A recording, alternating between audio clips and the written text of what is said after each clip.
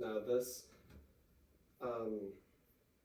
interview is going to take place in 6 parts. Basically, you're just going to be giving, on a scale of 1 to 5, different skills that you've used in areas of your work. These are different forms of leadership, and in the end, I'm going to be doing an analysis of your results and comparing them to other leaders in your industry. So just to clarify, could you say what the industry is that you work in? Transportation. Okay. Could you specify what it is that you do specifically? We broker produce. So we will hire owner-operators and we take orders from several different customers and then put them together as loads and deliver to several different types of businesses that sell produce. Food service, retail, little farmers markets, anybody that sells produce. Okay. So the first category or area that we're going to be talking about is servant leadership, which more or less is leadership that goes beyond just the company or beyond the organization and takes into more account the triple bottom line, which is like social responsibility, ethical awareness, things like the sorts of things that benefit the community and the company at the same time. Mm-hmm. So there's a few different skills that are generally observed within these types of leaders that are within these companies. So in your work, on a scale of 1 to 5, where do you think you would put your listening skills when it comes to both the community, your workers, your customers? Probably at a 4. I think I'm a pretty good listener, but I think there's always room for improvement. Okay. And one of the other important skills that it is for leaders is empathy. Basically, the ability to work with other people and take into account their feelings. So, and to share in those feelings in a way that goes beyond sympathy.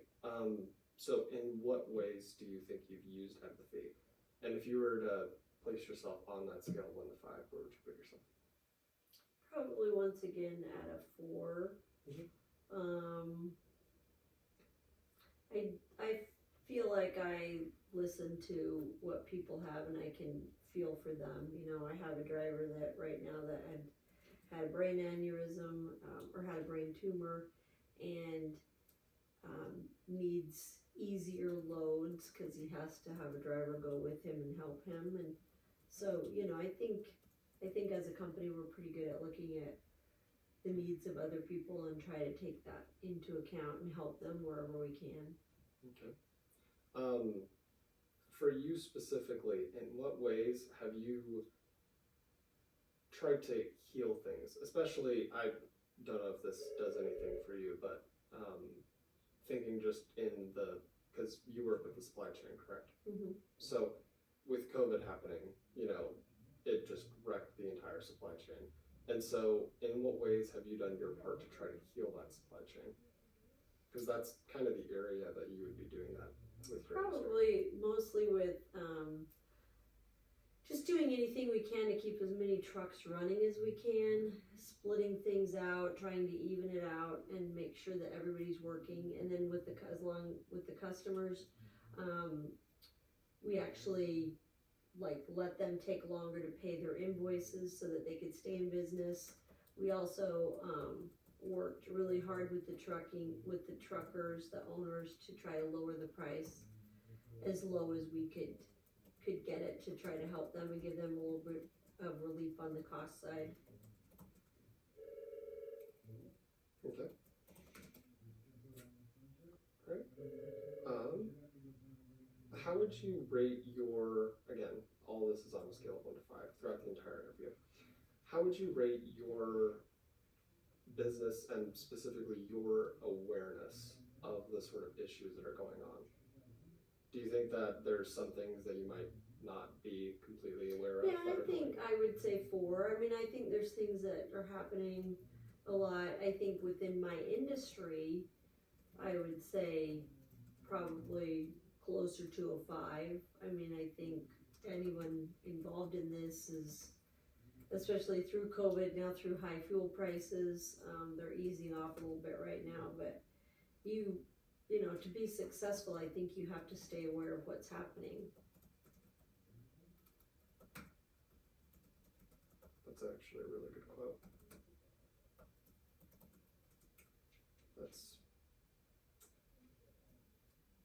Yeah, most business owners, I think, stay more focused on just what's going on with their company, but having that awareness of not only the industry, but also of other businesses is what allows you to become that sort of servant leader. So, in your work, especially seeing as you negotiate a lot, right, with different people, to what degree do you use persuasion as a tool, and to what degree do you use it as a weapon? Persuasion, probably, once again, a 4. You know, I have to persuade the drivers. Sometimes, you know, with what I do, we have a lot of loads that are only 1 pickup loads, but I have some loads that are multiple pickup loads, and a lot of the drivers don't want to do that. So we have to talk and work and persuade them and pay them a little bit extra, and make the loads as palatable for them as I can possibly do, so that they will do it, because that's how we stay successful and keep the customers we do, because we not only take like half a truckload, but sometimes we only take, you know, a couple pallets, so that, you know, one day the customer might have 2 pallets, and then the next day you might have 10, and you have to figure out how to accommodate all of that. So I would say probably a 4, persuading the drivers to do the loads that I need them to do, the way I need them to do it. And as far as using persuasion as a weapon, I can't really think of an instance where I've used it as a weapon. I guess, you know, they know that if they don't do it, that they might not get loaded anymore. So, I mean, I guess you could say that would be, you know, if you don't want to do the multiple pickups, then I really can't use you, so, you know, you won't be loading. Okay. And just want to give a little apology in case I'm ever writing down notes and taking notes. Oh, no, you're fine. Go for it. Anyway, so these next 2 are a little similar. There's 2 kind of aspects of servant leadership: conceptualization and foresight. And while they are similar, I would kind of want you to see, since you're the business owner, to what degree do you have a concept for your company, and to what degree do you think of there's foresight for your company? Like, do you have a direction that you're taking your company? Do you have a concept for what the company should be? Especially because you came into owning the company, what was it, 2 years ago? 3. 3 years ago? And so you've had some time, but Yeah. you have a lot of time before you retire. Yeah, and I also managed it before the previous owner. So I would say that the concept that we used to have, where we only did the LTL, which is less than load, which is pallet quantities, that's kind of evolved, and more companies are growing and doing more business and trying to save money by putting cross-docking at different facilities, which means they take multiple vendors and have them drop it off at one facility, and I just pick up there. So what we used to do versus what we do now has evolved a little bit. But I would still say that the concept of our company is just to, you know, have the best rate, deal with the owners that take responsibility for what they are loading and want to grow with us. So that's kind of a process, getting the drivers, you know, basically weeding out the drivers that don't have the same concept of your company as you do, especially being a broker and not owning my own trucks. I have to find drivers that I can depend on. That's just so critical in what we do. And then, but as I look forward and try to create a business plan for our company, you see it kind of trending. I've had to take on more products. Like we used to just haul produce, now we've actually started hauling milk. So you have to be flexible, especially after COVID. You know, things kind of changed, business changed, and you have to change with it. So we've had to learn to be way more flexible. Okay. I hope that answers it. Yeah, definitely. Things change, and so you have to change with it. That is very true.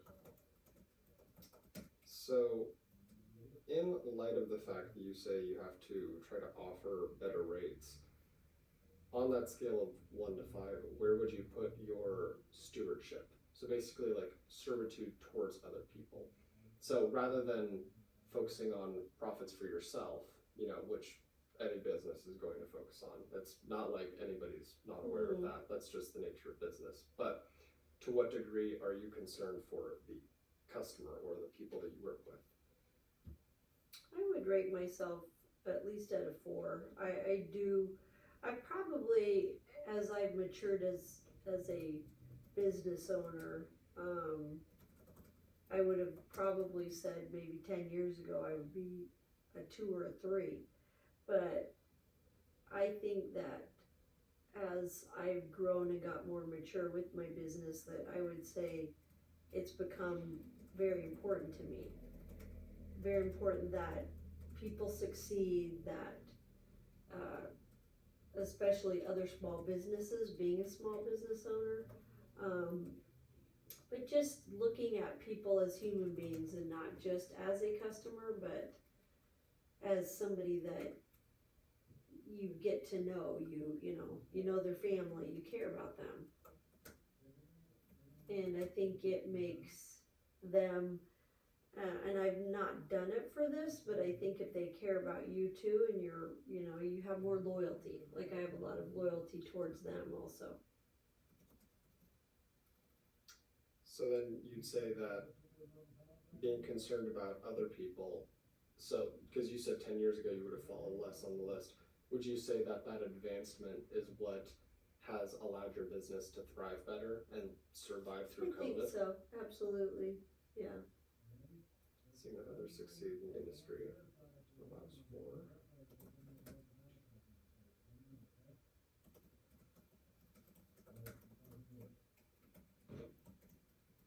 Okay, and then to what degree do you think you're committed to the growth of people? So not just someone succeeding, but actually growing the industry. Do you think that you try to advance your partners' careers, or do you just kind of? No, I absolutely think I try to advance their careers. If the more they grow, the more my business is going to grow. So the more I can help them, the more, even if I'm out, I hear somebody looking for a new company, anything like that, I'm definitely going to try to send, recommend my customers. Even the way I shop, would go shop at my customers, stores, restaurants, so that the more, like I said, the more they grow, the more we grow. Okay, and then this is the last question for this section. Most of this so far has been focused more on the business or customers, but there's another aspect of, leadership in this category at least, which extends beyond the company itself. So to what degree do you think you help to build the community itself? I think I would say 4. I actually feel like I've become a person that takes time. Like I've had some customers that I've even bought books for, referred to counseling. You just get to know them and care about them as human beings. And when you take that human approach to it, I think helps your business grow as well as you help that person grow. And I also think that not through my company, but just me personally, just even doing volunteer work, helping wherever we can to make the community better. Okay. I think that's very important. And so would you say that your volunteer work has affected your work then, your work here, whether it be through your personal view? I think so, yeah, definitely. Made me see just the whole picture, that you're in a community no matter what business you run. And I think we all have a moral responsibility to be there and help each other. I think that's the way that it's supposed to be. Okay. So,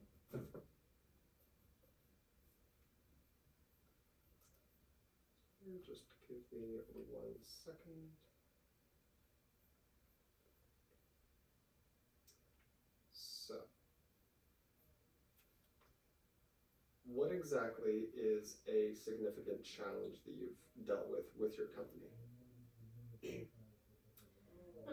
Different changes in like the insurance requirements, I would say has been a challenge for me this last year. The last couple of years really. Just the way that we have to cover all the different drivers, and because of all the lawsuits that have been out there, it's quite expensive now, so it can be really challenging for some of our drivers to have all the requirements that they need. So Okay. just trying to help them.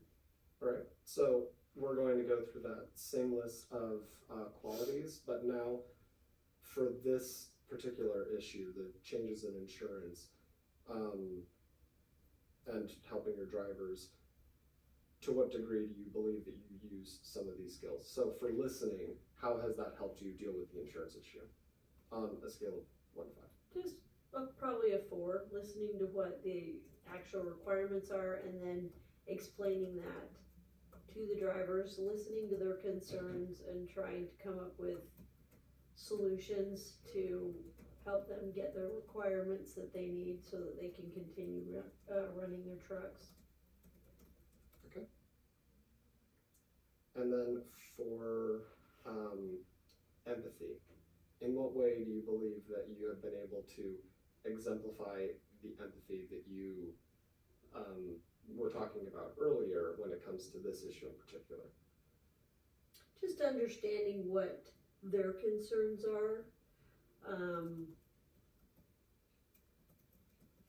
It's a tough situation because I can empathize with them, but at the end of the day, between the two of us, we still have to work it out. But we've been talking, and even about splitting some of the costs, or me helping them get their insurance, because they have to have it. If they don't have it, I can't be in business, and they can't either. So, and it is a huge expense. So we're working together right now to figure out how to cover those, and it looks like part of it's going to be sharing that cost. Yeah, generally that is something that happens whenever there's some sort of government imposed like taxes of some sort, then the business and those customers end up having. Well, the end result is the consumer is the one who really ends up paying. That's true. For it, because the cost has to go somewhere. Right. So, when it comes to this, in what ways have you tried? It seems mostly that the relationship that this insurance issue is affecting is your drivers. So in what ways have you tried to heal that relationship? Because I'm sure there's been some contentions. Yeah. I think most of the healing has come from letting them understand. Sometimes they will think that's something that I want, that I want them to have that insurance. But it's just been a matter of getting them to understand it, spending the time explaining it to them, having other people, I've contacted other people in the industry with insurance and had them contact the drivers to explain it to them so that they clearly understand exactly what it is.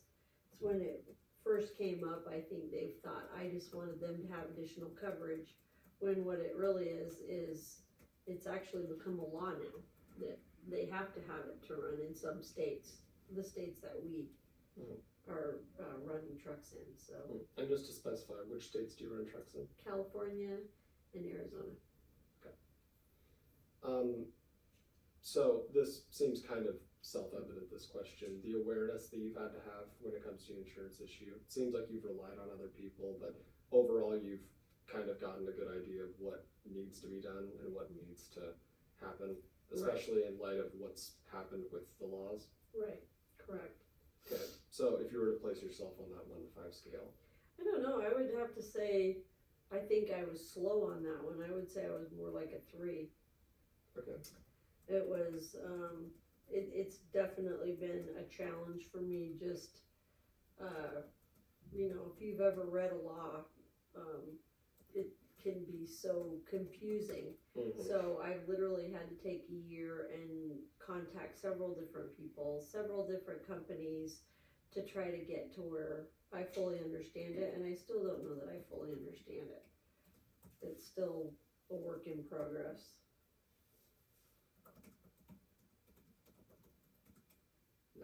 But I think every business has things like that, you know.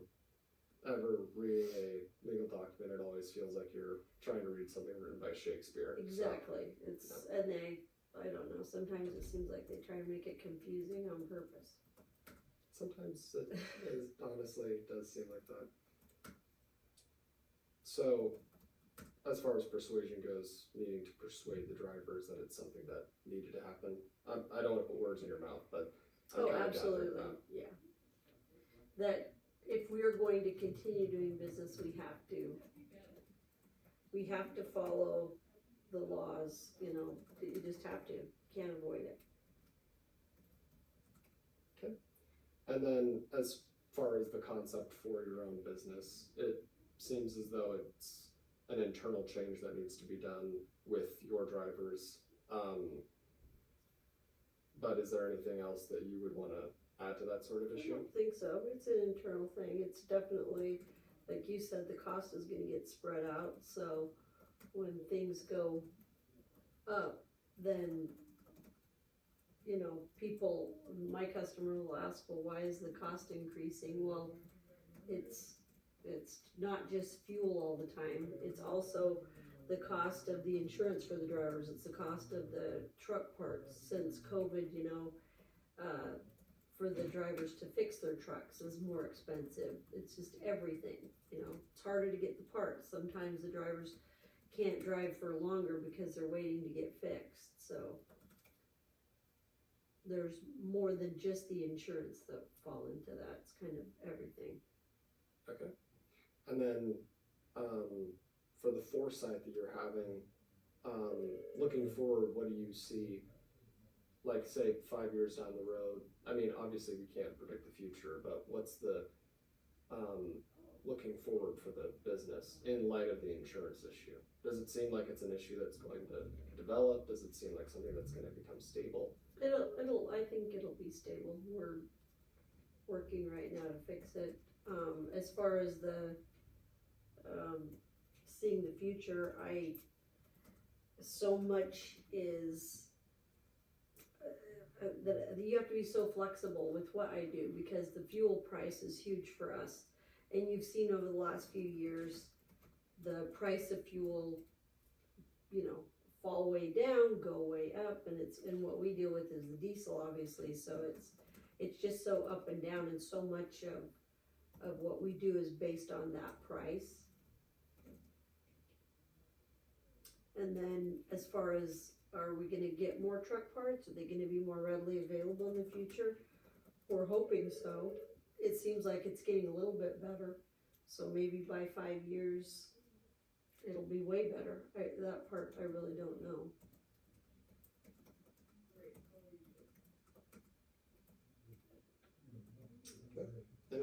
think you expanding into other aspects of the industry, like dairy, has affected the foresight for the business? Do you think that maybe expand into other aspects of the market? Yes, we've been, and we've been already looking at that. Water, and even some meat. So definitely. We've also, during COVID, started hauling some supplies, so even, that was a lot. We even hauled toilet paper, so yeah, we definitely tried to expand and look outside into different areas.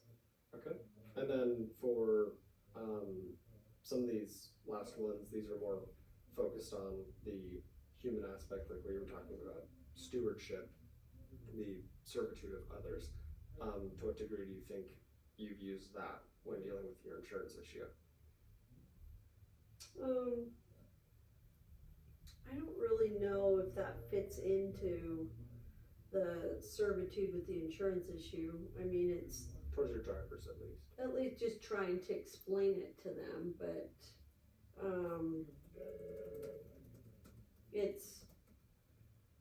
it's just been one of such a challenge with some of them. So I think that you have to really think about them as people and humans and let them know, because they're nervous, it's going to affect their business just like it's affecting mine. So I just want to make sure that they understand that we're in it together, that it affects both of us, and that we need to come together to come to a solution. And correct me if I'm wrong, but do you have some drivers that have this sort of language barrier? Yes. So do you think that's also affected that? Yes, absolutely. And so patience kind of comes into that. Absolutely. Sometimes I even end up talking to one of their family members and having them help me explain it to them. So as far as that, could I find, drivers that I wouldn't have that issue with? Yes, but a lot of these drivers have been here for several years, and you do start to think of them, you start to care about them, you're concerned about them, you want them to succeed just like I want to succeed. They're like family. So you just do whatever you can to help them. Okay. And then with this insurance issue, when it comes to the growth of others, have you tried at all to look at the insurance laws and maybe grow those so that you know that your drivers are better at safe or not at risk? Or do you think that there's more of a commitment that you have towards the drivers themselves? More of a commitment towards the drivers themselves. I mean, this is a new, different kind of insurance. They've always had high insurance rates, but this is, it's a workman's comp insurance rate to cover if they have somebody that maybe drives for them once in a while. If they drive by themselves, they're okay, but if they even have another family member, they have to put them on a workman's comp plan. So, and I've actually, I've like I said, I've been in it with them. I've want them given even interest-free loans to help them so that they can make sure that they have the requirements that they need so that they can keep working. So you have more of a commitment to the growth of the drivers in light of the fact that their costs are going to be higher. Yeah. Once again, if they don't drive, I can't do anything without them. So I have to make sure that they're thriving so that I can thrive in this business. And there's a lot of big companies out there that are huge that do the same thing. So for a small business to compete with that, you have to get creative sometimes and help each other. Okay. And then the last question for this section is, in light of the insurance issue, right? This has been something that's affected your business in a profound way, especially in terms of cost. Have you still maintained your duty to building the community, or do you think that that's kind of gone to the back burner? No, I don't. I wouldn't let anything put the community at the back burner. I think that's one of the most important things, and I think if you pay attention to that, that you'll be successful in other areas. But I think it's one of the most important things.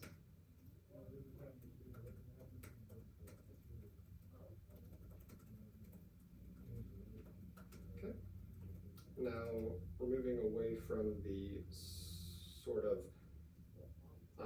all this is going to be on your leadership, moving away from servitude towards more you personally, because you came into this as an established business, but now that you are the owner of the business, would you consider yourself sort of an entrepreneur? Somebody who's kind of a breaking ground within the industry that you're in?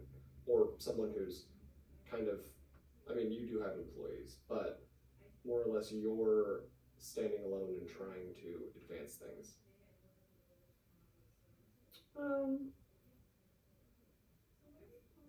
I would say I would put myself on a 3 there. I think I could do a lot better. I think sometimes we all get caught up in our day-to-day stuff that we're trying to do, and just once COVID hit and just trying to adjust to that, and really survive, honestly. I think that I've looked at different ways to keep running, but I definitely think I could do a lot more in the groundbreaking, move forward, try to figure out different things that we could haul, different lanes, even different states. There's a lot more to do. I would say that I haven't been as advanced in that as I should have been.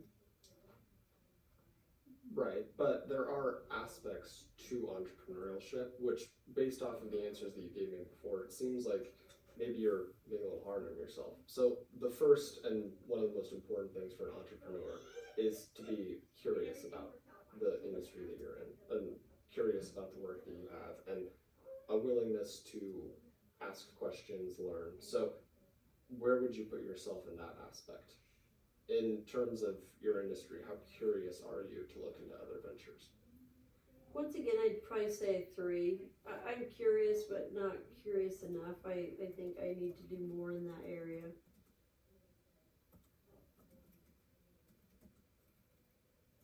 Okay.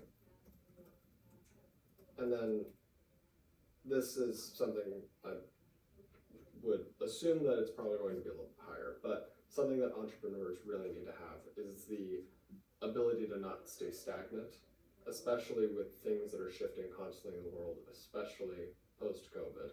Flexibility and being adaptable is one of those more important things. So to what degree would you say that you've been flexible with?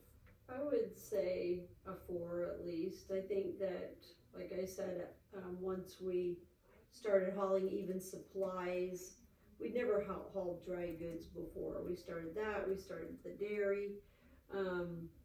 I think, when your business drops off and you're doing a third of what you were doing before, I don't know if it was forced to get creative, but we definitely, I definitely started looking outside the box that we had put ourselves in with just fresh produce and started hauling other items.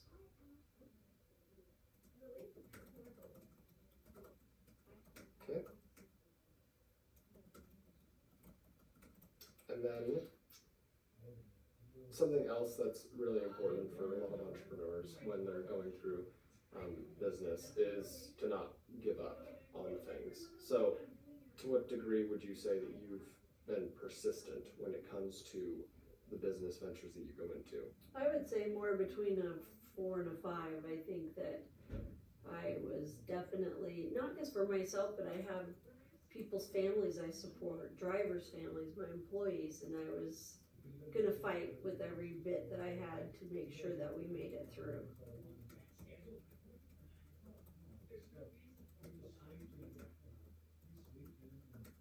Okay. And then, do you believe that you are passionate about the work you do? Do you think, you've been in the business for how many years? Just in the industry overall? In the industry, 35.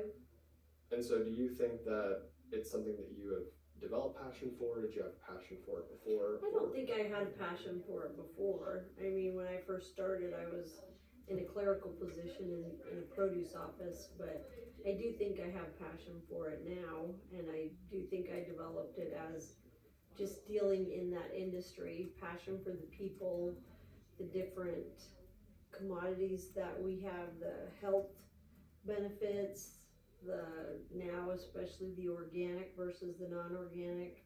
I mean, I just really think that that I do love transporting food. I feel like I'm doing something to help people be more healthy, if that makes sense. I know I'm just at the transportation end of it, but it would be different if I hauled candy or donuts. I feel like I'm hauling something that benefits people. So I do like that part of it. And then, through the issues that you've had, there is a clear learning curve that you're going to have. So what would you rate your willingness to learn about those new things?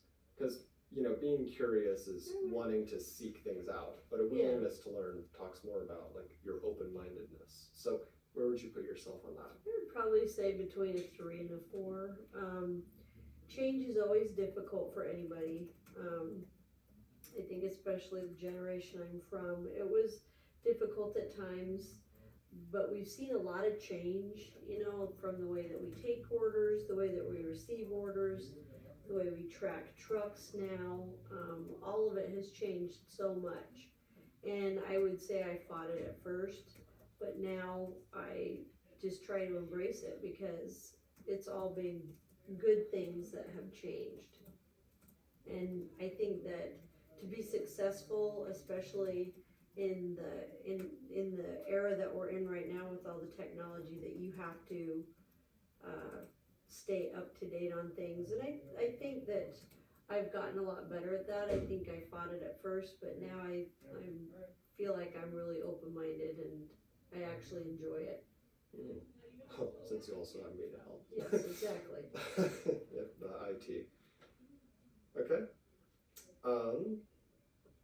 The next thing, you know, back to the foresight, you know, having sort of a vision for your company, or, you know, the kind of core of entrepreneurship is having that innovative bone that tries to seek out more.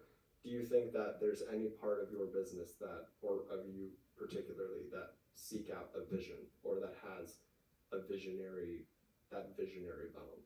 Yes, I think so. I think that I talk quite a bit and talk to different people in the industry, trying to pick their brains and see what they think the future is going to be. Once again, I think you have to stay abreast of what's going on in your industry, in the world, so that you can be successful.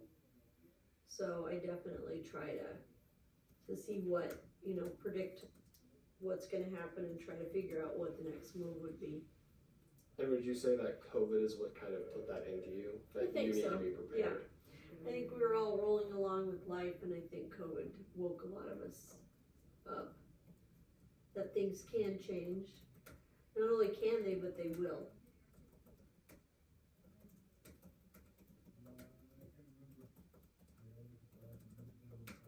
Okay.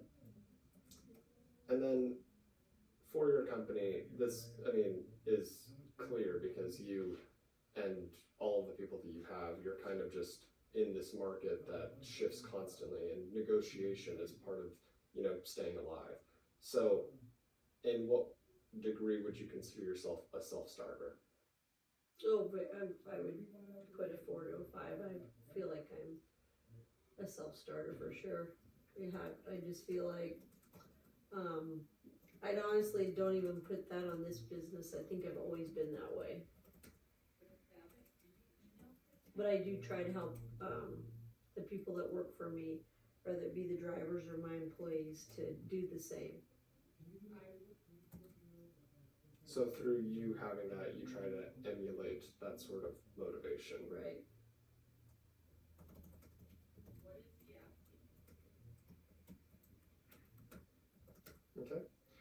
then, again, another clear one. You've given a lot of this information, but being a problem solver, just being solution oriented is really how I would word this, but trying to find a solution to whatever problems do you have.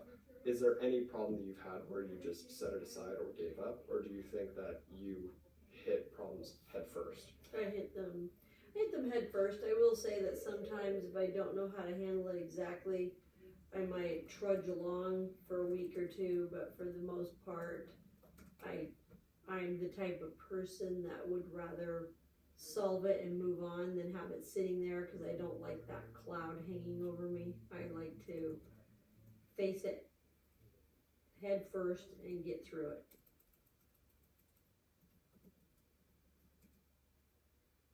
Because I think if it sits there, it just festers and it becomes a source of stress, and nobody can work well when they're feeling like that. And so, this is another one. Clearly, you're between a 4 and a 5. This is last section for entrepreneurial leadership. But through thick and thin, you've needed to become resourceful. Do you think you've always been resourceful, or do you think that now it's sort of a necessity, or has it always been a necessity?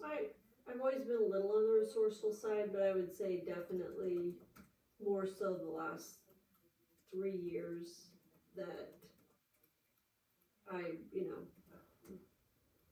had to move that onto the front burner and make sure that I'm looking out for not just the company, but my employees and my drivers, and what can we do to continue going forward and surviving in the market, because it gets highly competitive as well.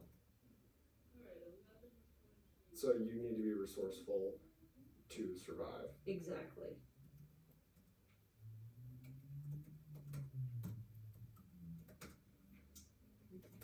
Now we are just about halfway through. Would you want to take a quick break? Yeah, I need to go see what I got going on. Okay, and we will come back in just a bit.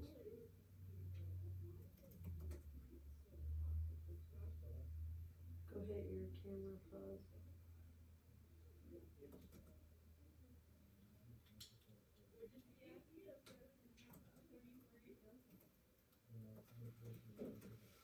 Didn't you have a 10:30? I do. I'll probably just end up being late. This is more important than that is. What is it you're doing? Meeting with the school, because my psychiatrist recommended that I get SDS accommodations. He said, forward this to the disabilities office at your university, and I did, and they said, we want to have a meeting with you Are you sure you want to do that? Well, they already have all of that on file. I don't know if that was the smartest thing to do. Well, he said to, so it was just. Yeah, but he's not in charge of your scholarship. That Okay. wouldn't affect my scholarship. That's illegal for them I'll to be right discriminate. They told me loaded up right here, a big deal.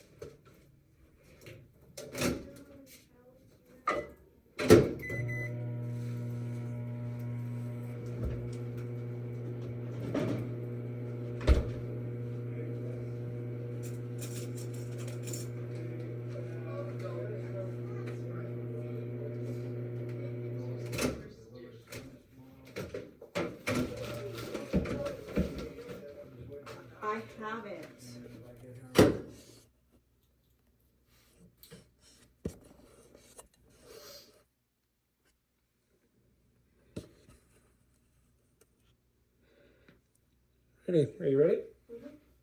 Okay. How much, we're only halfway through.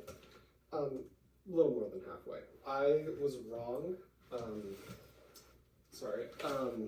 Back from our break now. I was wrong about the number of sections that we have. My mistake. We only have 5, so we're actually over halfway. Oh, okay. You have completed. So just to a little refresher, we've talked about servant leadership, both in the capacity of things that were going. Your greatest achievement, which is overcoming COVID, because staying alive, any small business, would you consider your business a smaller business? Mm-hmm. Any small business being able to stay through COVID is one of the greatest achievements in at least the current market. Pretty much across the board for any business, Right. outside of maybe small toilet producers, the toilet paper. Toilet paper. Yeah. But we talked about a great challenge as well, which was the changes in insurance. That one is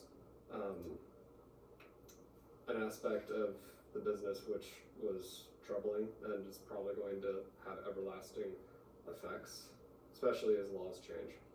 And then after that, we talked about entrepreneurial mindset and the mindset that you have towards your business. Basically, we're trying to see how in line with entrepreneurial thinking you are, which based on some of just like the rough data that I'm looking at here, you fall in line with most other entrepreneurs. No one's going to be a perfect entrepreneur. Right. Nobody can be, perfect in everything, but it seems apparent that you're trying your best. And that is why we are going to go to our next topic, which is conscious leadership. So basically having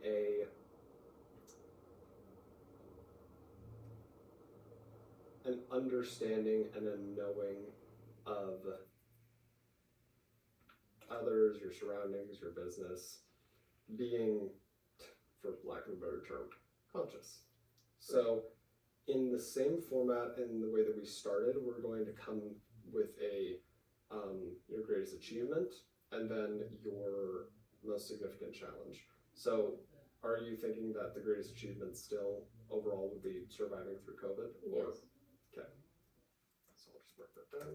And that's going to be kind of the benchmark that we're using. Okay. So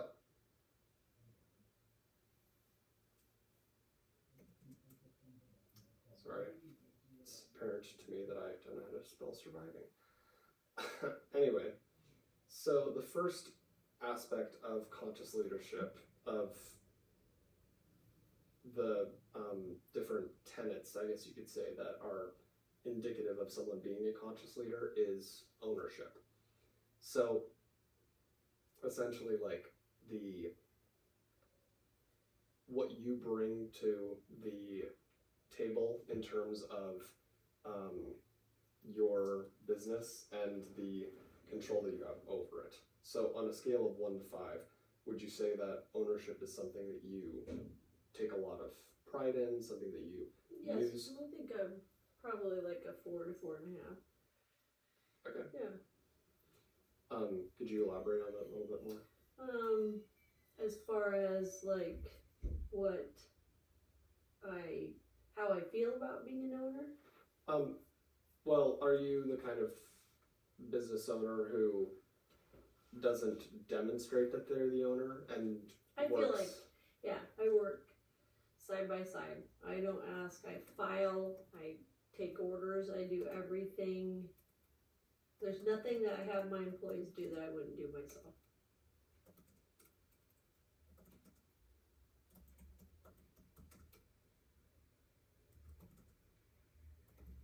Okay.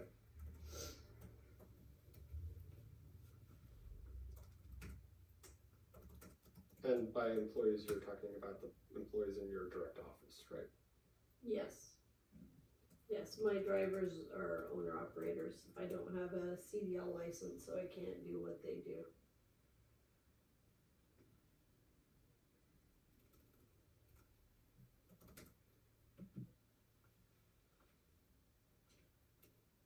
Sorry, this autocorrect is doing me wrong. So you won't have your employees do anything that you wouldn't do.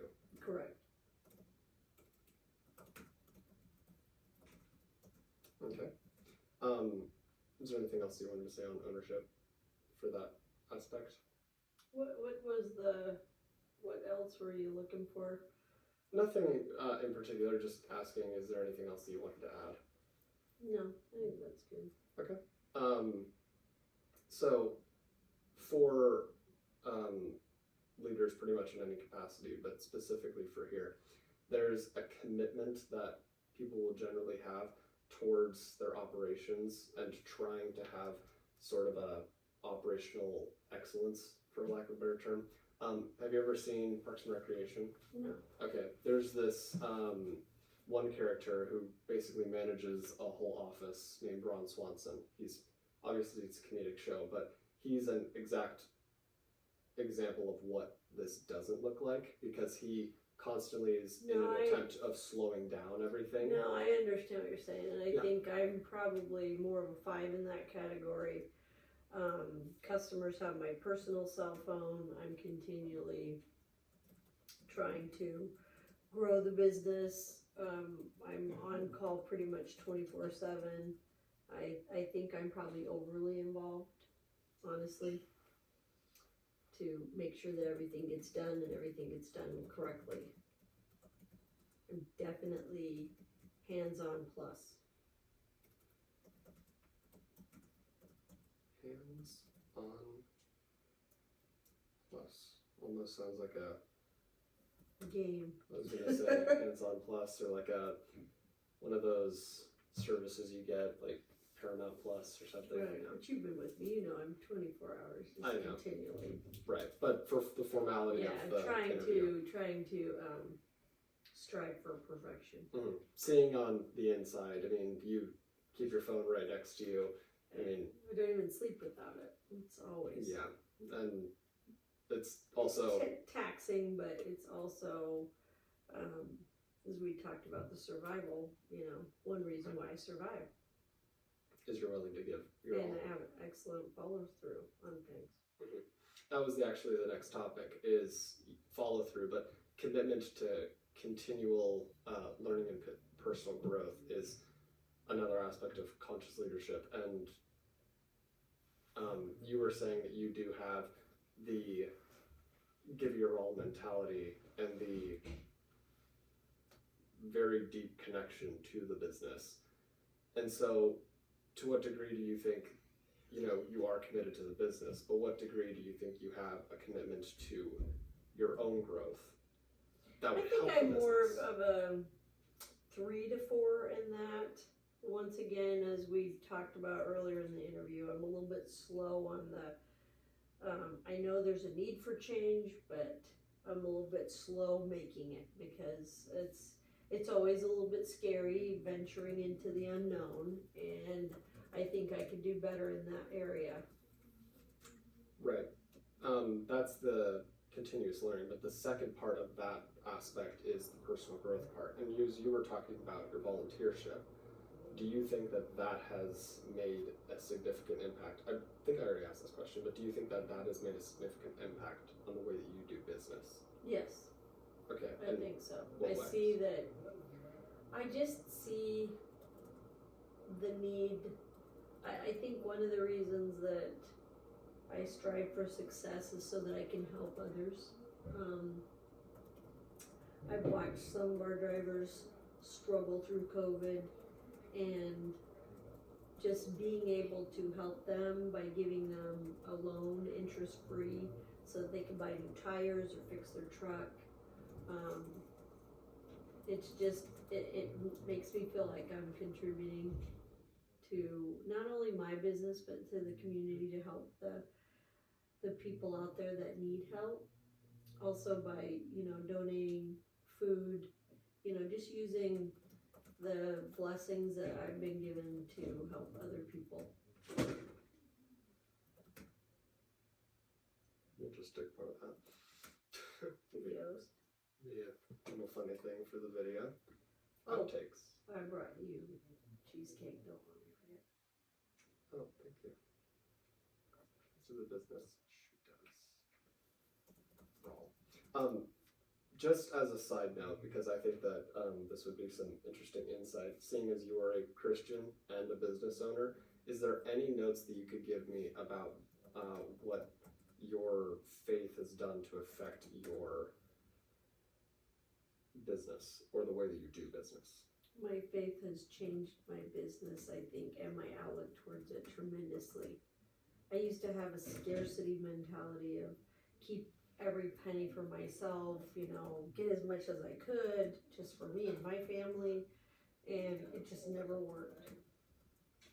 And the previous business owner was a giving man, and I learned that from him, as well as just improving my relationship with the Most High, and I think that has just changed my outlook on things. I want to be successful, to be able to help others and be able to support others, and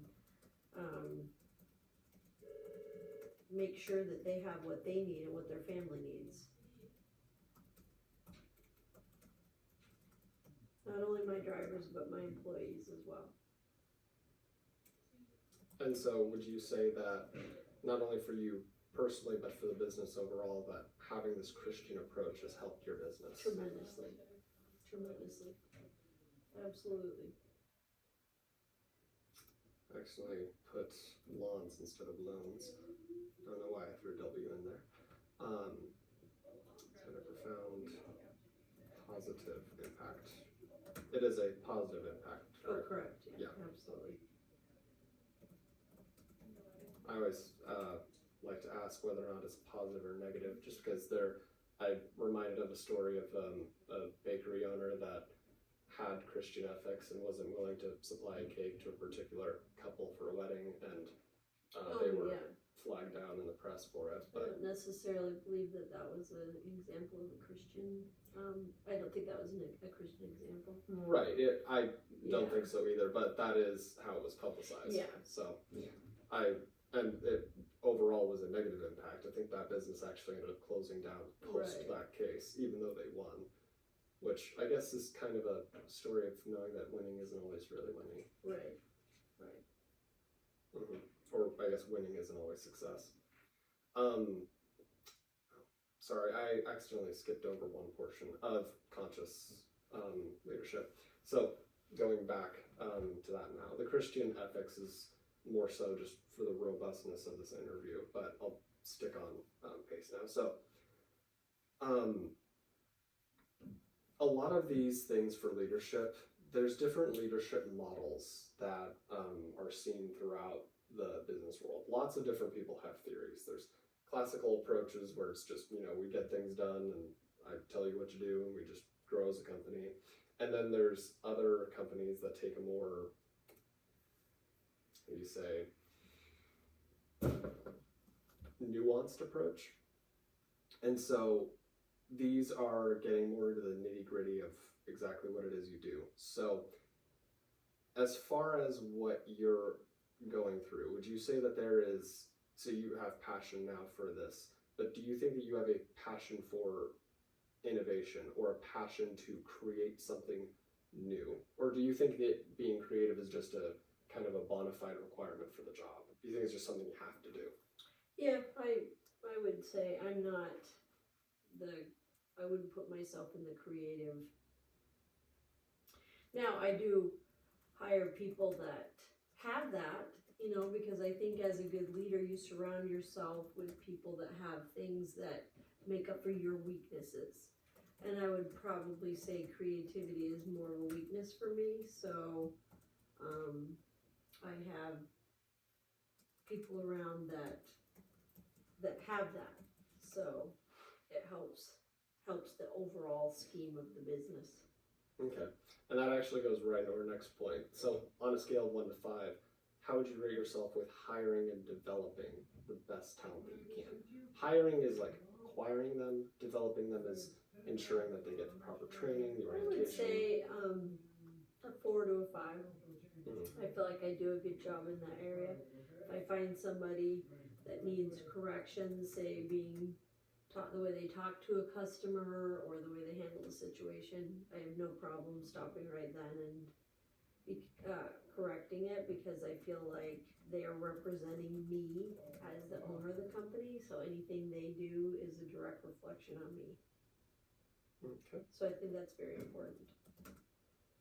So, from what I understand, the hiring for your business is kind of stagnant, especially Yeah. because of the terms of your ownership. But we're also very small, and so,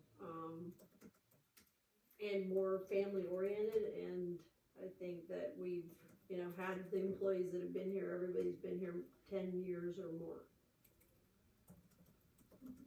So there's like, not a lot of turnover here.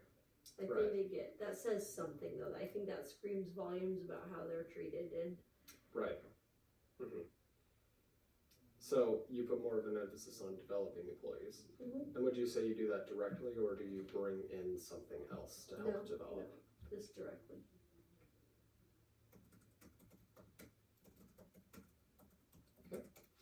And then, again, this is in light of surviving through COVID. Was there anything in particular that you did as far as development goes? Yes, we developed new lanes. We've never done paper goods. We've never done supplies. We've never done dairy. We had to branch out and do all of those new things. Learn how to do them. Make sure the trucks that we had were equipped to do them. Make sure we had drivers that were familiar with it, and make sure they have the training to know, especially handling dairy, and some meat items. So yeah, we definitely had to branch out. So then, in that regard, would you say that maybe not for your personal company you were hiring and developing the best talent, but do you think that you kind of had to, not The necessarily drivers, outsource, but you had to negotiate and work with? yeah, with different drivers. So you Yes. had to acquire new drivers. Yes, we And did. was there any? Some of them different trucks because some of the dry goods could only go on certain types of trucks. So yes, we did have to reach out and find drivers and equipment that could do that. So, was there any of that work then that you had to outsource to other companies or ask No. for advice from? No. Okay. We just did our own research and figured it out. In regards to the transportation side of things then? Because you work in the office space, you don't have any new office workers, but No. you had to venture out and hire new drivers. Yes, find new Yeah. owner operators. I will make sure to put that down. That is jargon specific to your industry, right? Owner operators, yeah. As somebody that owns their own truck, is responsible for it, runs it, and what I do in the business is broker, so I don't own any of my own trucks, so I have to rely on an owner operator. So like there's big companies like Knight Transportation that own all of their own trucks and run all of them and just hire a driver and put them in their own truck. What I do is just find somebody that owns their own truck and operates it and hire them. Okay. And so this is extremely paramount, especially for the kind of business that you run, because you are the bloodline of business. You are in the supply chain. So in what way do you think the timely execution of your decisions is? Because, you have your phone with you at night, so clearly it's of importance. But Oh, it's a 5. What I do, it's a 5. It's extremely timely. And the product that we carry has to have split decision making on what temperature you haul it at, what can go on what truck.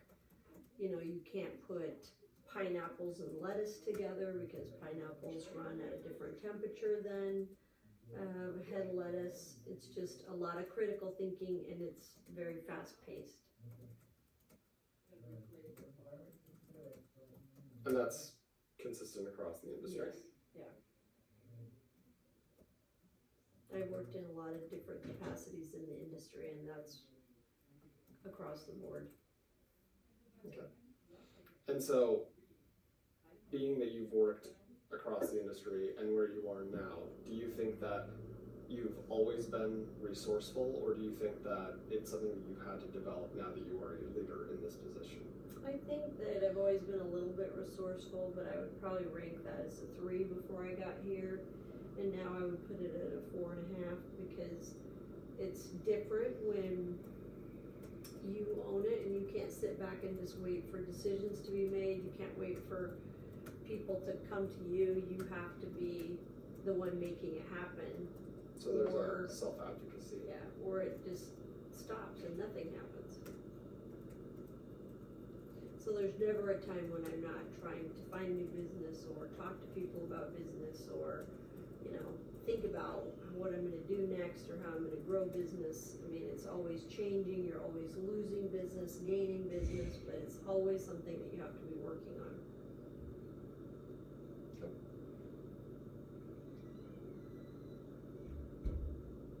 So you rate yourself at about a 4, 4.5 now? Mhm. Okay. Just want to make sure I have in the right categories. Right. So, speaking of leadership, there is an aspect that is. Sorry, I just got distracted by that. There is an aspect that is more or less tied to the employees that you have. And so you have to have a kind of a repertoire with them, you know how all your workers work, and you know what they do. But in what way do you have, or what way have you earned trust with them? Do you think that you have trust in your employees, or? I think just because there's nothing I ask them to do that I'm not willing to do myself. And I believe that I've shown that, and each and every one of them knows that. There's never a time when they have an issue or a problem that they can't get in touch with me, that I respond extremely quickly. And so I just think over the course of time that they just know that, so they trust in that and trust in me. So you have a kind of mutual trust. Yes. And then when it comes to reports or reporting, is there the trust there? Yes. And Yeah. where would you put that on the scale? As far as Trust goes. I would say a 4.5 to a 5. Okay. Is there anything else you wanted to say on that?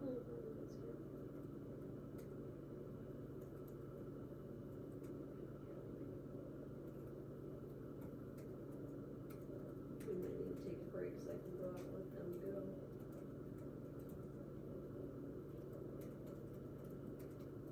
So you have trusted and earned trust with, and have given trust. Yes, I have to trust that they're going to do what they're supposed to do. I'm not gonna say that there's not hiccups along the way sometimes, but for the most part, they trust that they can get a hold of me if they have a question and that I'll be there for them, and I trust that they know this is a small business and the only way we survive is to keep the customers that we have.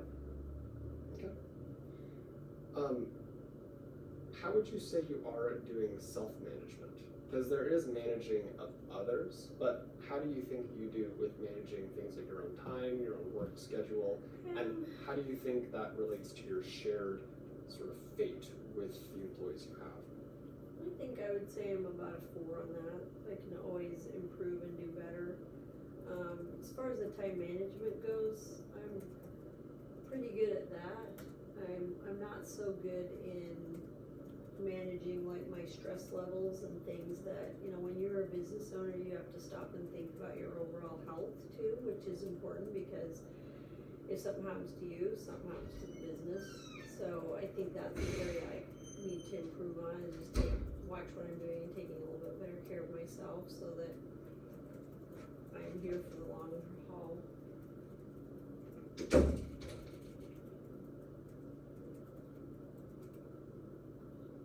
Okay.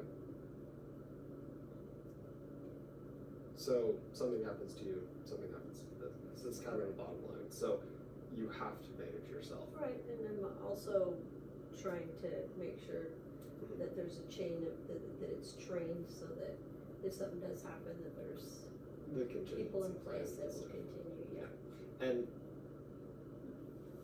I've said this, but without me saying it, to what degree do you think that you are already aware of that? That you need to have that Oh, self-management? absolute 5, yeah, Okay. 100%, So the self-awareness. thing. right. Okay. And then you have to obviously be resourceful, finding the resources to be able to complete the job. But like you said, there's hiccups along the way. So to what level do you think you're able to find solutions to your problems to still maintain the same level of quality and deliver the results that your customers and that your the people that you interact with, your stakeholders, the results that they're expecting? I think probably once again between a 4 and a 5. I think I'm pretty good at that. I have recognized what's changing in the industry, what's changing in our business, and I try to be on the forefront of that. Try to be a little bit ahead of it, even telling them when things are starting to change. Especially like say you take the price of fuel, you have to jump out there and say, hey, fuel's going down, I'm gonna lower your price, fuel's going up, I'm gonna have to raise your price, because if you're not on both sides of it, then you'll lose trust with them if you're overcharging them when it goes down, and then they'll be less willing to raise it when it starts to go up. So So- really, I think I pay good attention to that and try to stay ahead of that. so the reason you're able to find solutions to those problems is because you have this kind of active communication Yes. with your stakeholders. Yes. Not only them, but with the other people in the industry. Mhm. I'd say to a degree they probably would be stakeholders too. You all affect each other. If one of you comes into the business, more business is taken from you. If somebody falls, certain things can crash. Right. So Is it okay if we take a quick break right now? sure. Just a sec. Let me get my, how many more questions are there real quick? We have this section left to do. There's 2 questions left in this section, and then we have the same list of questions, but in light of your most significant challenge, which would be the insurance issue. Okay. If that's what you want to stick with. Hold on just a sec.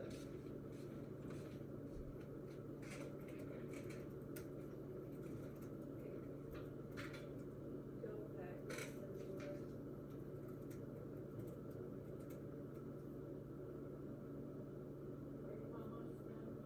Yeah, why don't you guys just go? I'll walk. Is that okay? Yeah, My we brother shut is the having computer a off. surgery today, and Jamie's on her way out. I'm online shopping and almost done, I'm trying to help out.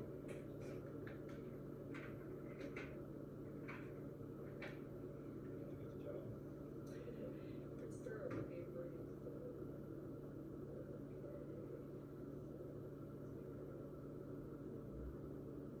How was the deposit?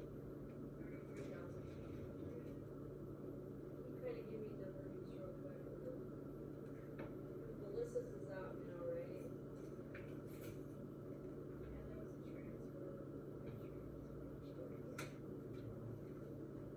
Oh, okay. There was 21,000 over the account today, but Bank of America is sitting at 75. So it'll be 100 and.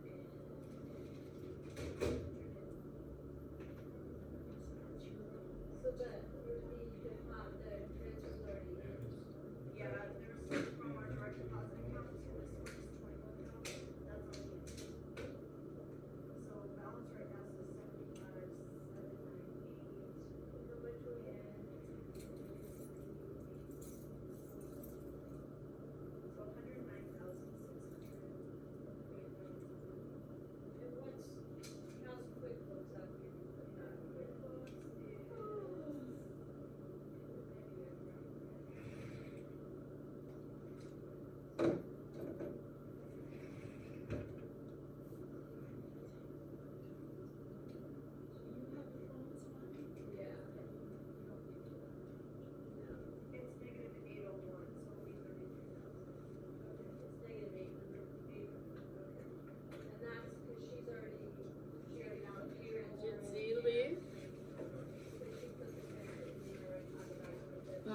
good to see you. Good to see Have a you. good day. You too.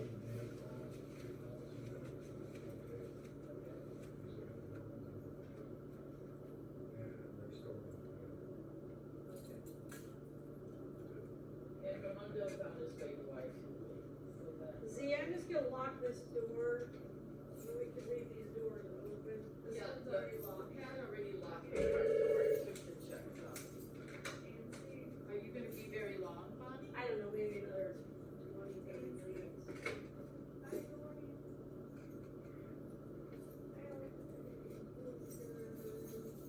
Hold on one second. Z, we're gonna have to sit. Monty, Huh? you want Alex? No, I really just don't have a way to sit back here because now I'm gonna have to be in charge of the phones. Because, like I said, they're all. Let me see if she can wait 10 minutes. You think we can speed it up? Or do you think?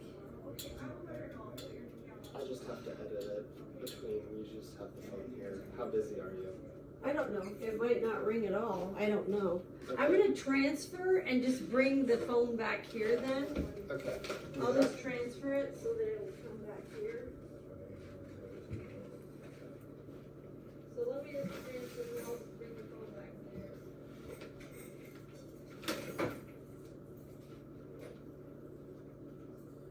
This one's all on.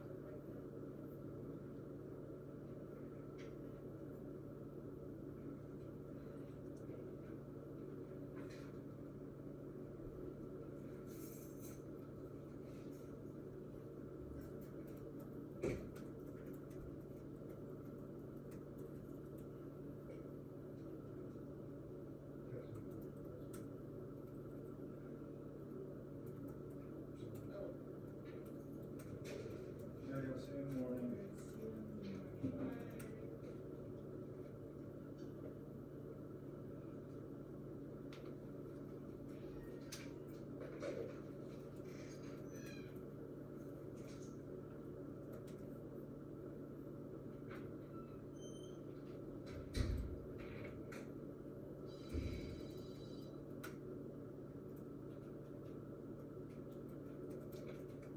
You can leave it right here with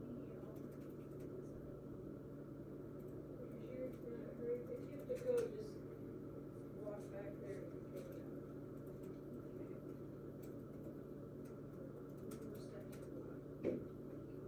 This 20 minutes is an hour and 20 minutes, Zane, so you know.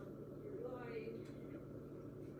Sorry, I didn't think that we would be getting so in depth. I didn't think that these answers would be so rich. But this is all good because this will help me Okay. later on.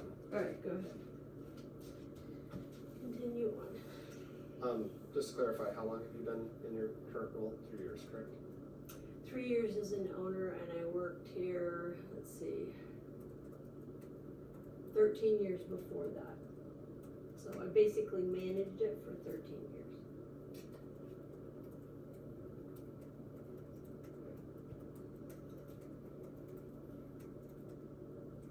Okay.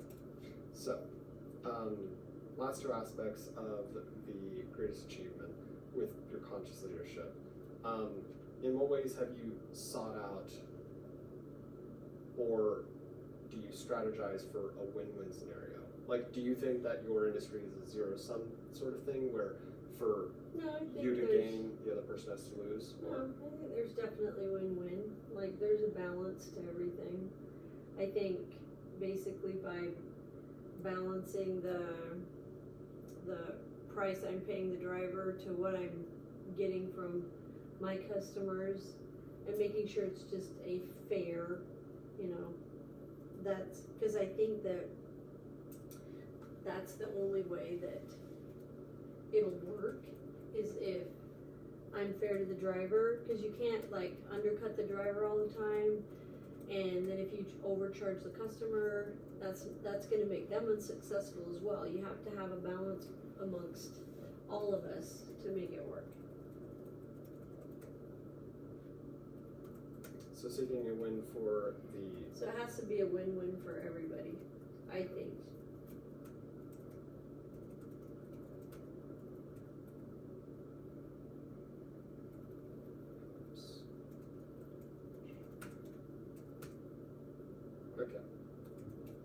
So, next one, and this is going to be the last category for your greatest success overcoming COVID, and then we'll move on to your biggest challenge. In what degree do you think you have courage for the decisions you make? So, essentially, what is your ability to disagree with somebody and set boundaries with people and to commit to those boundaries? I think that's what more of a strength. I don't have. I mean, I will say at times if a customer is really pushing me to get something cheaper, I might give in once in a while, but for the most part, I know that I have to pay the driver correctly, bill them correctly. I think I'm pretty good at maintaining that. I'm not a confrontational person, but I also don't shy from confrontation, and so I'm okay with setting boundaries.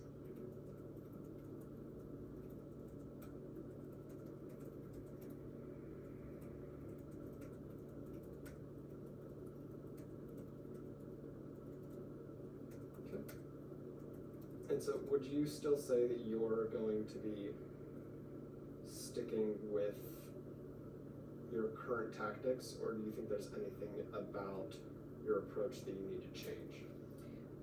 I think that there's always room for improvement and change. I mean, nothing I can think of right off the top of my head right now. I think if you would have talked to me 3 years ago, I would have had a lot of room for improvement, but I think that as I've had to do those things and deal with those things, that I've gotten better at it over the years. Okay. Well then, we're moving on to next part. So, in what way do you think that, or let me start before that, would you still consider the insurance issue to be the greatest issue that you faced? I think right now, currently, I would have said during COVID it would have been just basically lack of business, because a lot of what we do is restaurant business and they were closed. But also the price of fuel really heavily affects what we do. Right. Okay. So then, if we're still sticking with the insurance crisis, that's what I'm referring it to. I don't know if you necessarily consider it a crisis or just a hurdle, but yeah, it's a hurdle. To what degree do you kind of stake claim with your ownership as a way of managing the issue? As far as what? So your ability to, again, think about the Ron Swanson approach. He's the opposite of that. No, that one, I have to stay on top of it. I have to make sure that the drivers are following what they're gonna do, so I would say that is more like hands-on, on top of it, every day, you know, but it's something that just, it can make or break my business, so it's very important. So I do stay on top of it continually.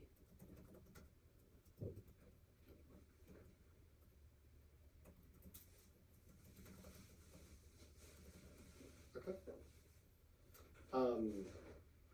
So then, moving on, in what way do you think that you have, after now having this insurance change, have you been able to still commit to operational success and excellence for not just you, but all of your stakeholders?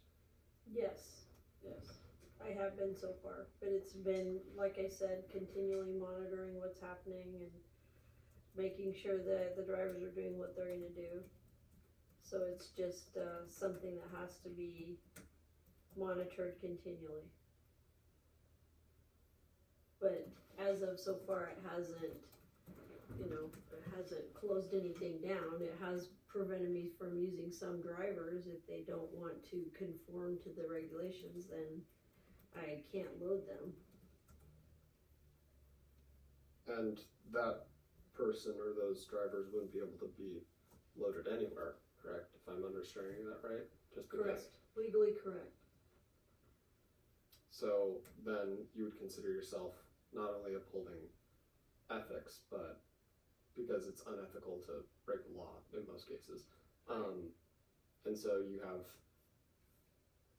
kind of a moral excellence that is, I mean, think about, like, you know, there's some companies like Enron that do shady things that get out of the press, but it sounds Yeah. like you're one of the people who are. We are, I would probably say more because I don't always necessarily see the need for what they're looking for, but I do, I don't want to be in trouble with doing anything that you're not supposed to be doing.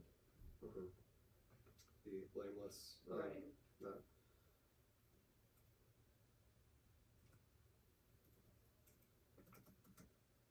Along with. Okay.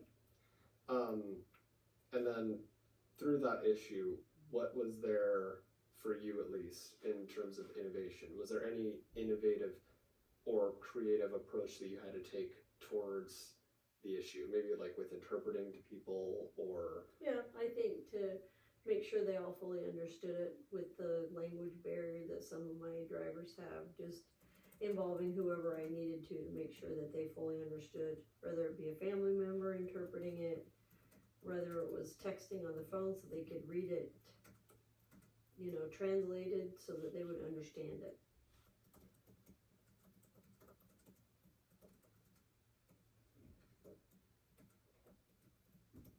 Okay, so involving family members has that been something that you've had to do before Yes, for translation purposes? correct. Okay, was there anything different about this time though? Was it a little bit different maybe because it's legal? Yeah, sometimes I had to talk to the insurance company and get them to have somebody interpret it to them.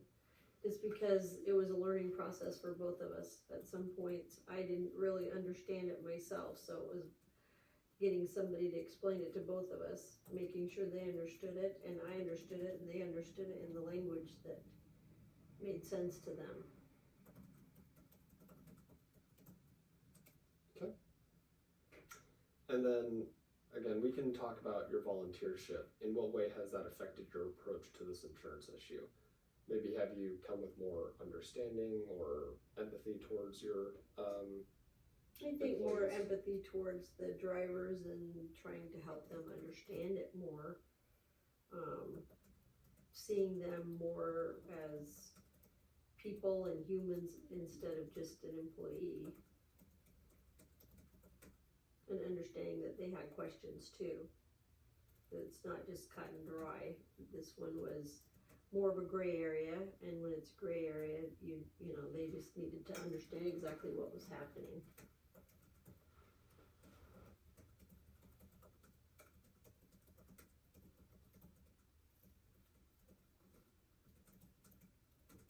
Okay. And then with the insurance issue, I don't know if necessarily there's been any hiring or developing, but would you say that there has been? Have there been any employees or say other businesses that you've needed to Yes, bring in yeah. to be able to help with that? With the actual different insurance companies, because these are different companies that aren't the regular coverage that they need. So yes, we've had to seek out and find companies that do this particular insurance. So yeah, it was definitely doing the research, talking to different people that already have this insurance, contacting the insurance companies, which aren't always the easiest people to get in touch with.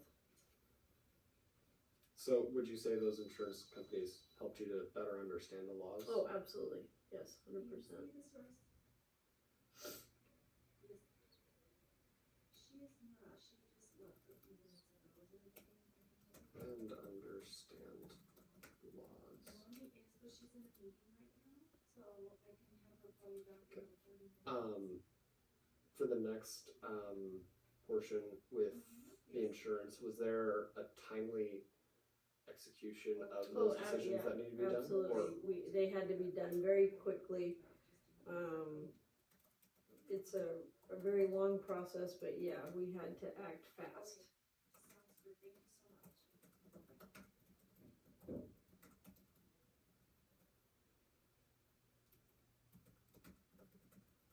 much. And then, in what way did you believe that you needed to be resourceful? I mean, you did have to go out to different insurance companies, so you had to seek out those resources to explain things to you. But to what extent do you think you actually had to do that? Like, on a scale of 1 to 5? 5, I absolutely had to do it. I didn't understand it. It's been over the course of about 3 years. It's quite complicated, and so I had several sessions and emails and phone calls to fully understand what it was for and who needed to have it and how much it was.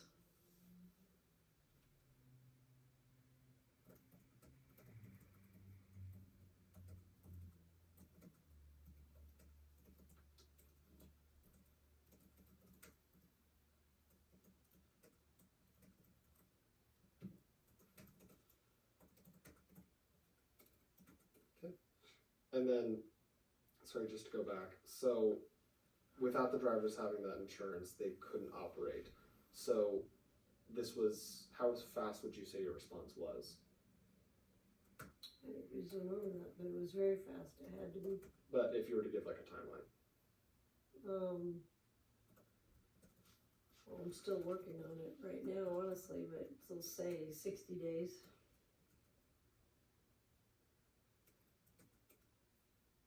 Okay. Moving forward, this seems like it's going to be more directed towards the drivers, but to what extent do you think you had to earn trust with the drivers? I mean, obviously they were skeptical at first, it sounds like, from their unwillingness to accept that, there was new costs that they were going to have to incur. But what did you do to try to earn that trust with them? Like we said in the last segment, just talking to them, talking to their family members, making sure they understood that it was a law, for one thing, and that it was something that was going to be necessary to continue to do business between the two states. They could operate in Arizona without it, but it's illegal to operate in California without it. So they can't load over there and deliver over here unless they have it. If they have somebody working for them.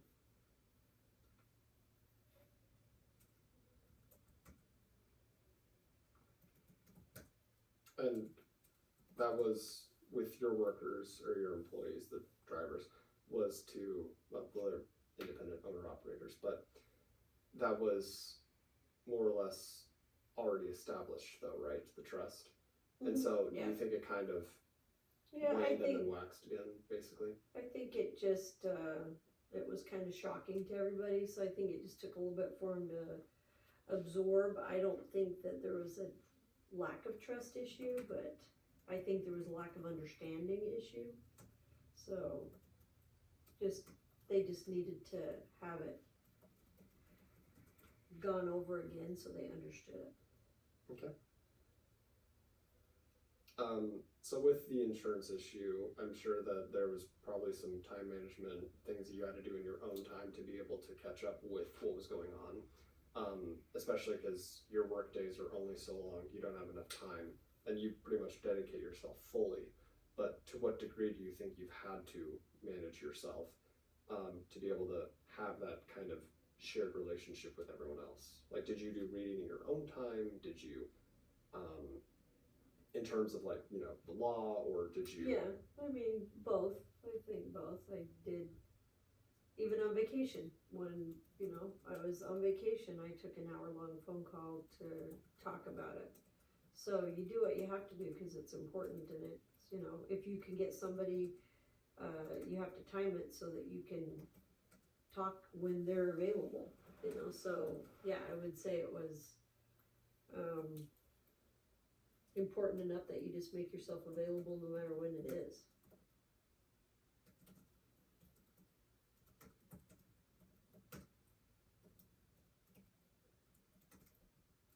Okay. And then this one will be probably a little bit longer of a question. I wanted to go a little bit in depth for the solutions you needed to find, because obviously you needed to go out, find the best drivers, or find the best insurance company, be able to explain the drivers. There's a lot of different components to the issue. And so what was your, and all of that's going on at the same time that you're having to still do business with the people that you are already the pre-established relationships with, you know, the warehouses and farms and the other restaurants. So what was your approach to finding those solutions? Were you delegating? Were you trying to take it all on yourself? No, I delegated a little bit, but mostly I felt like it was important enough that I had to do the research and talk to the people myself so that I understood it.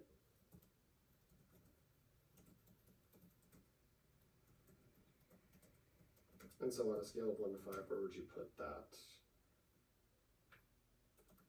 yourself in that instance? I would say a 4 because I really should have reacted quicker than I did. But it's been such a big issue, such a big problem that you get caught up in the daily running of the business, and then that one comes back and you just have to take care of it and move forward. But I should have done it quicker than I did. Then it wouldn't have been as big of fire drill at the end. So it was essentially delegating, and It's both. was Delegating, researching, calling, talking to multiple companies, having multiple meetings, and then meeting with the drivers and talking to their family members so they could make sure they fully understood what it was.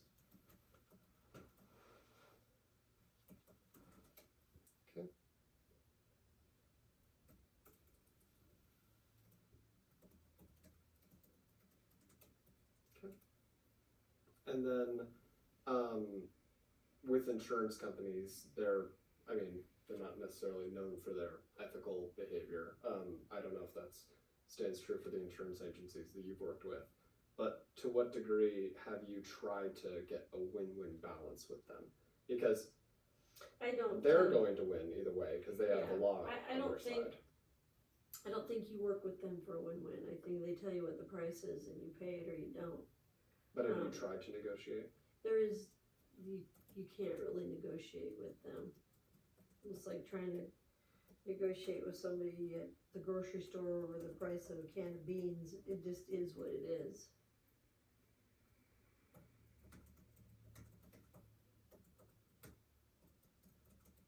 So would you say that in this instance you've lost? I think so, because I think it's over. I think it's too much coverage for what they need, so I think that, I don't think it's something that the drivers necessarily need, but now they've made it legal, that they have to have it, so I think that yes.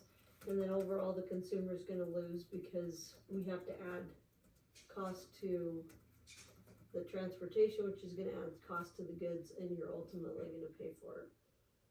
And would that be effective across all the people that you work with, or would that only be in California? No, that's everything that we deliver into Arizona.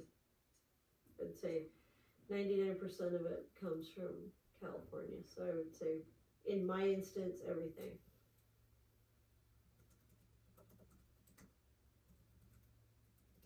So they're not optional, they're necessary. basically. Correct. Okay.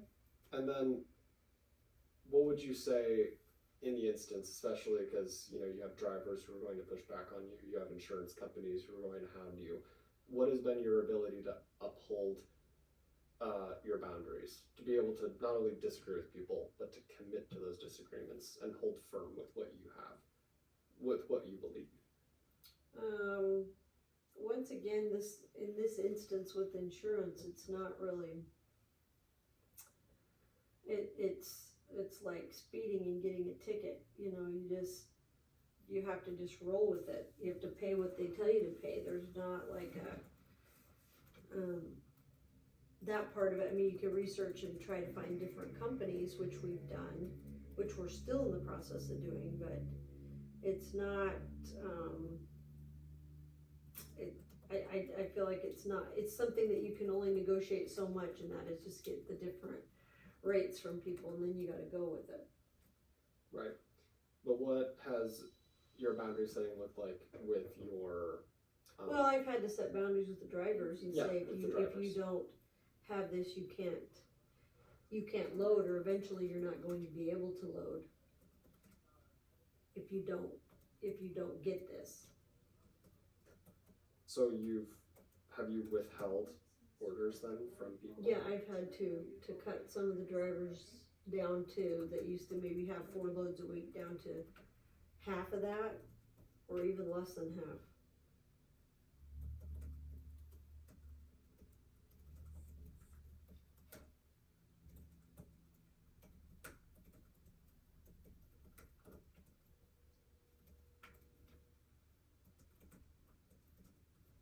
I gotta take a time out really quick and see what your dad's doing, because I've gotta get a ride.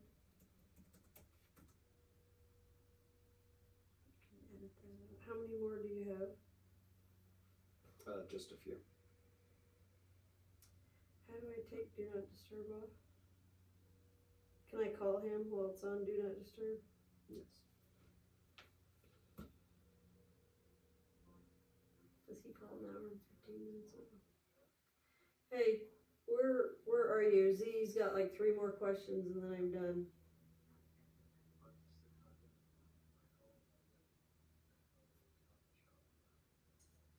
Okay, why don't you start to head over this way now?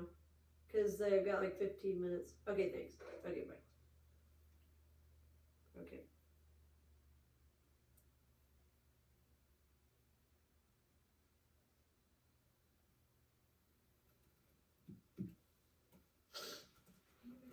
So those boundaries you've set have been necessary to keep yourselves out of legal trouble.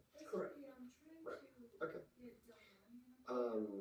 So just a few more questions. You said that your greatest career achievement would be overcoming COVID, correct? Mm-hmm. And so what time period would you say that happened? I mean, COVID hit like March of 2020.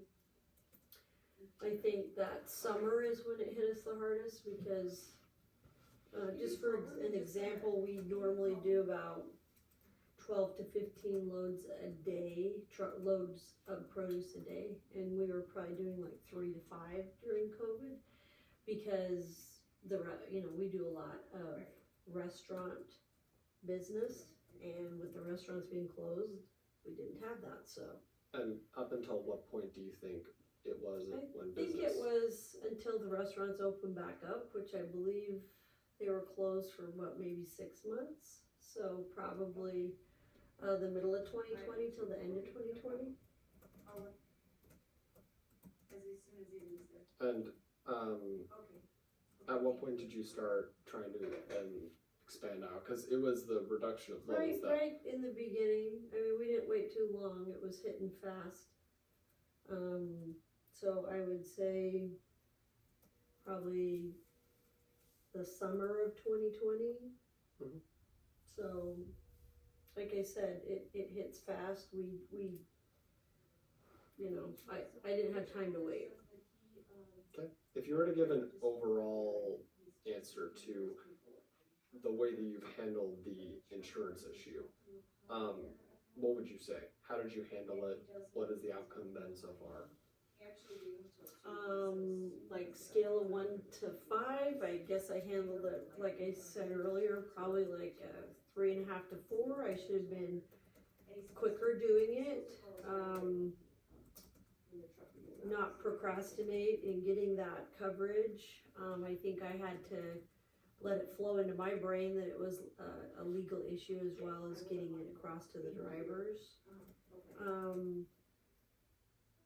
And then what else? What was the other part of the question? What would you say your overall outcome has been from your response? We're still in the middle of it, so, I mean, it's been a struggle. I would say the drivers are starting to understand it, but we're still in the middle of it, and it's definitely been a struggle. So, I'm still not even halfway done.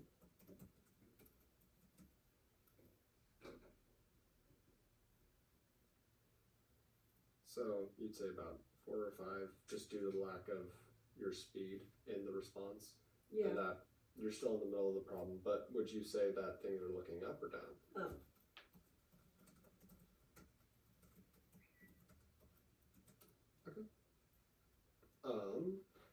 And sorry, could you give me a time period for like when that started?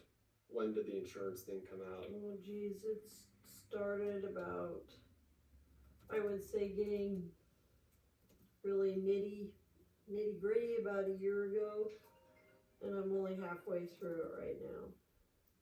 But it's been coming for probably 4 years.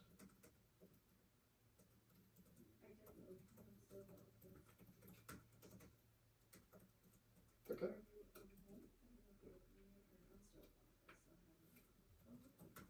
And it's still happening. All right.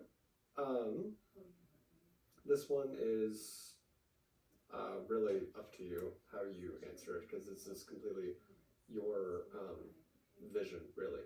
So if you were to give me kind of an overall, what is your mission for the business? Like, what is it that you strive to do? What is your vision, which is like, what do you hope to do in the future? And then what is your strategy of going about all of this? Mission is obviously to grow my business, to advance into different lanes, possibly go like into Texas, which we've tried to do. My vision is that we are in Texas. We are starting in Nogales this next week, which we haven't run in Nogales before, so that's a new lane for us. Well, that would be your vision, would be wanting to expand. Right. Wanting to expand to other lanes. States, yeah, other states, other commodities even. What sort of commodities? Meat. We do dairy now, so meat would be a natural progression. Even bottled water we've looked at. Okay. And so your mission is kind of like, we strive to provide the best quality service to the most number of people. So like, if you were to give me like a mission statement, what would that be? I've not really thought about that before, but that seems like a good one, to provide the best service available at the best price available.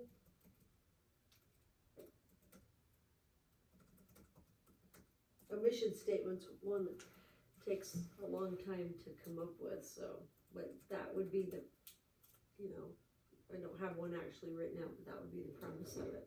To provide the best service available at the best price available. Yeah. I feel like that's most ethical businesses, though. Yeah. Is there anything specific that your business has a mission to do? Maybe like provide health to the community, or to benefit Not the really. transportation industry? I don't know. I would really have to probably give that more thought. I don't know. Okay.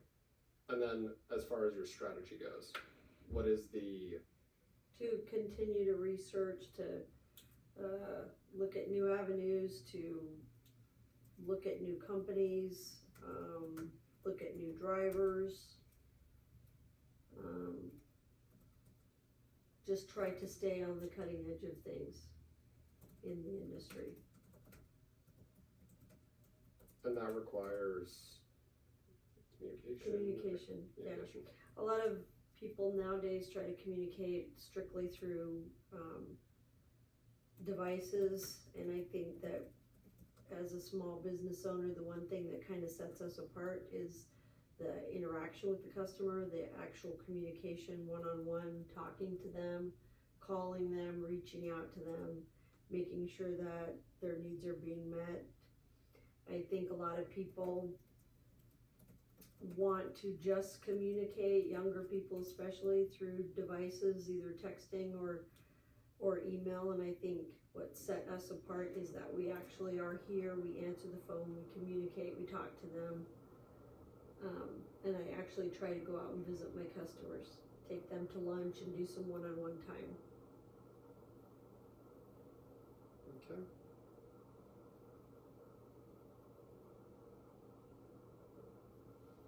Okay, so aside from everything that we've talked about, the servant leadership, conscious leadership, entrepreneurial mindset, all that different stuff, can you give me 2 lessons or attributes, just 2 things that are essential, that you believe are essential to success?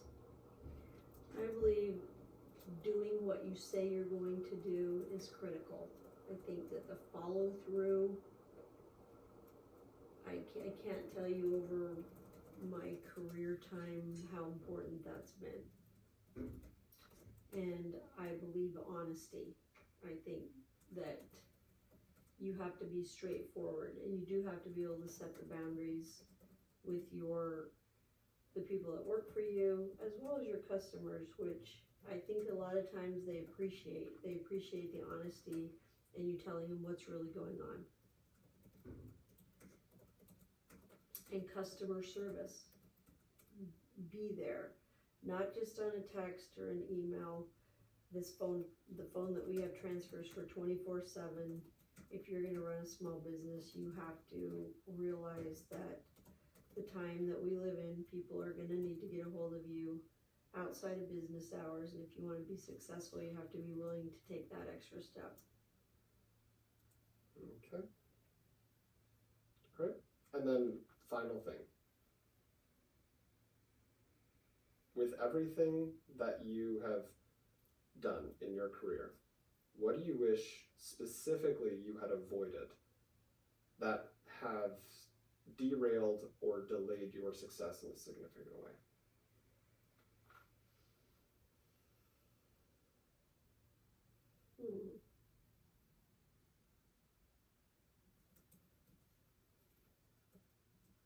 Something that say that one more time. Of your entire career, what do you wish a specific thing that you wish you avoided that has derailed or delayed your success in your career?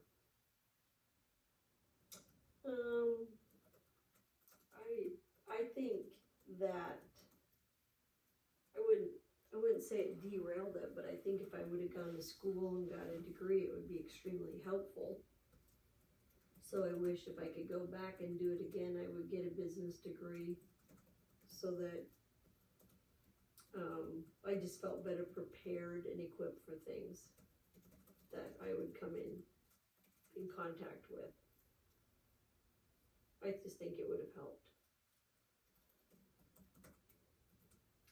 And specifically, if you were to go, would you have gotten the degree in supply chain logistics management, or would you have? Yes, I don't know that I don't remember that existing, but when I was in school, but I would have got one in business for sure.